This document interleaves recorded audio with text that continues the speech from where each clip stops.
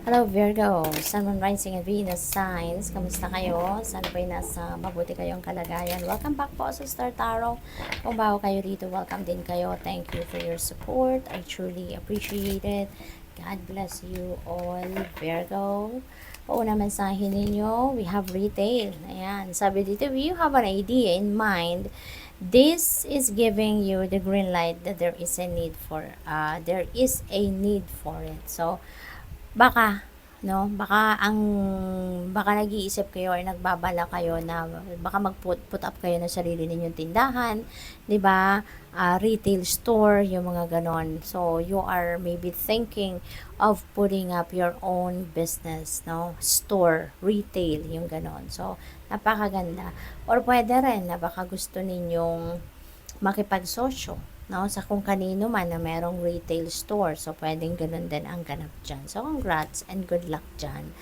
Take action. All you need to do is to take action. Kasi totoo, 'di ba? Kung meron kahit gaano kaganda yung plano ninyo, gaano kaganda yung binabalak ninyo gawin, negosyo or whatsoever, if you are not going to take action towards that, ay wala din, 'di ba? If you are not going to do something para mangyari yon, wala din, 'di ba? So, parang wala, drawing lang ang mangyayari sa plano ninyo. Kaya, all you need to do is to take action. Go for it. 'Di ba? Go for it. Ano na to sa inyo, go signal na to. Na kung meron kayong plano, whatever that is, gawin mo na. Simulan mo na para ilang tulog mo na lang ay baka makuha mo na yung bunga, 'di ba, ng iyong pagsisikap diyan, no, at pagtitiyaga at yung matagal ninyong pinagplanuhan, 'di ba? So, para ma-enjoy niyo na sa inyong 3D reality. So, we have King of Wands and you're going for it, Virgo. So, napakaganda kasi maaari talagang ma-push din kayo, no, ng divine universe and the rest of your spirit team. Maybe ma-push din kayo dito ng mga angels ninyo na, sige na, wag ka na mag-procrastinate, wag ka nang mamaya-maya na, wag ka na magpabukas pa. Take action now. So, you're really going for it. Kasi si King of Wands, this has a go-getter attitude, no? So, talaga kung ano yung in-envision niya, kung ano yung sinet niya sa isip niya na gusto niyang gawin or gusto niyang mangyari, gagawin niyang lahat, no, para mangyari yon, para makamit niya. So, that is the kind of energy that you are going to embody right now. So, which is really, really good. Pwede rin ang iba sa inyo dito, baka mapopromote kayo into a leadership role kung nagtatrabaho kayo, no? Baka kayo magiging manager na ngayon, magiging supervisor, yung gano'n, no? Kaya, congrats. Death energy, napakaganda. Kasi maraming pagbabago ang maaaring mangyari sa buhay ninyo sa ngayon, lalong-lalo na since this reading is for money, career, and finances. So, maaring along those lines ngayon ang mga magbabago sa buhay ninyo.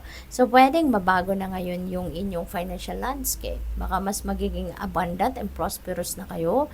Pwede rin na magkakaroon kayo rito ng pagkakataon para magsimula kayo sa bagong trabaho, magsimula kayo ng bagong negosyo, magsimula kayo ng bagong career, diba? Baka may change of career path na gagawin din ng iba sa inyo. So, it could be anything na related, no, sa pagkakaperahan ninyo or related sa pera. Kaya magandang pagbabago ito, 'di ba?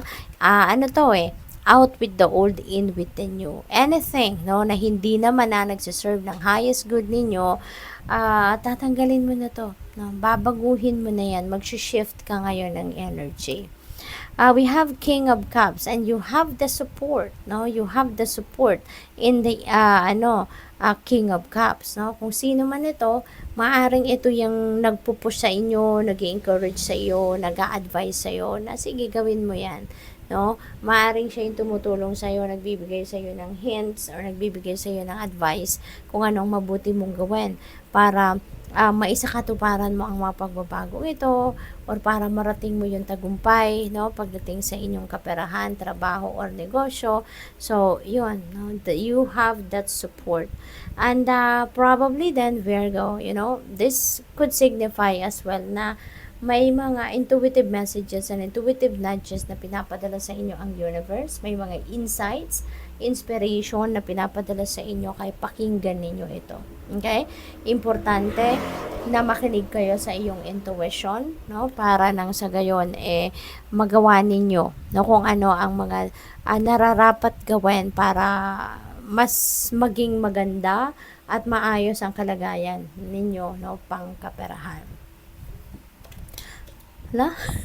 Tumatalon.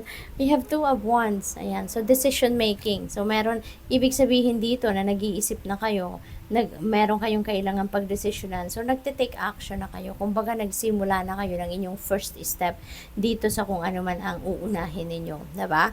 So, pwedeng yung mga pagbabagong ito ngayon, yung pinagdedeskartehan ninyo. Diba? Kunyari, magpapalit kayo ng karera. Diba? So, siguro, hindi lang iisang oportunidad na nandiyan dyan na kumakatok sa inyo. Kaya maaaring yun ang pinagpipilian ninyo. Yun ang pagdedesisyonan ninyo. Kung alin dyan sa mga choices, no, ang pipiliin ninyo. So, something like that. So, what else? We have 5 of Cups. Ayan. So, may lungkot. No? Normal yon, no? Sa mga pagbabago, sa every change that happens sa buhay natin, merong mixed emotions lagi. Merong lungkot, merong saya na naghihintay. Lungkot sa iiwanan ninyo at saya doon sa kung saan kayo papunta. So, normal yon, no? Normal. Kaya wag kayong mag-alala. Kasi, of course, no? Kunyari, trabaho. Diba? Kunyari, magre-resign na kayo sa trabaho. Kasi meron na kayong ibang gagawin. Iba na yung path na gusto mong tahakin sa ngayon. So, yung trabaho mo yun, maybe, diba? Na-attach ka na doon eh. So, yung mga colleagues mo, nakapag-build ka na ng nice rapport with them, naka-establish ka na sa trabahong yan, nasanay ka na sa ganyan, everyday yun ang ginagawa mo, diba? Tapos bigla mong puputulin. So, of course, yung withdrawal syndrome, diba? It can cause lungkot talaga sa'yo. But, ganun talaga, diba? Everything changes, everyone evolves, everything evolves. Kaya, normal lang yon na pinagdadaanan natin, no? Na kapag magde-detach na tayo from something, or even with someone, diba, may lungkot talaga sa una. But, sa una lang yan. No? Mas mag-focus kayo doon sa kung ano ang pupuntahan ninyo. Doon kayo mas mag-focus sa kung ano ang parating sa inyo. No? Kasi that is where the excitement is. Diba? Kaya, huwag na kayong malungkot. Okay? Malalagpasan nyo din yan. No? Once na nagsimula na kayo doon sa bagong ganap sa buhay ninyo, ay madadivert na yung inyong attention dyan. The world. Ayan. So, travel, no? There is going to be some kind of travel. Yung 2 of Wands din, may travel energy din dyan eh. Kaya, ito din, no, sa the world. This could be international travel, no, for some of you, Virgo.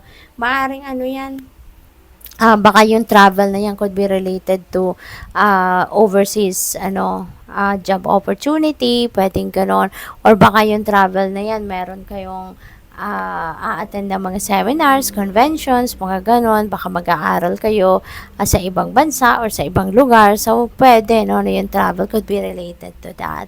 But the world is also a time for success, no? Kaya, for some of you rito, no, maaaring meron kayong mga trabaho na or kontrata, kunyari, projects, ganon, na matatapos mo na sa ngayon. So, this is the time that you are going to accomplish something or you're going to achieve something. Kaya, this is a happy time para sa'yo. Diba? This is a time for success. This is a time for celebration. Kaya, this is an exciting period sa buhay ninyo. Kasi, marami kayong pagkakaabalahan. No? Marami kayong pagkakaabalahan. May tagumpay, meron kayong sisimulang bagong chapter after the tagumpay. So, this is really exciting period. So, good luck sa'yo. Thank you for watching. Love and light. Namaste.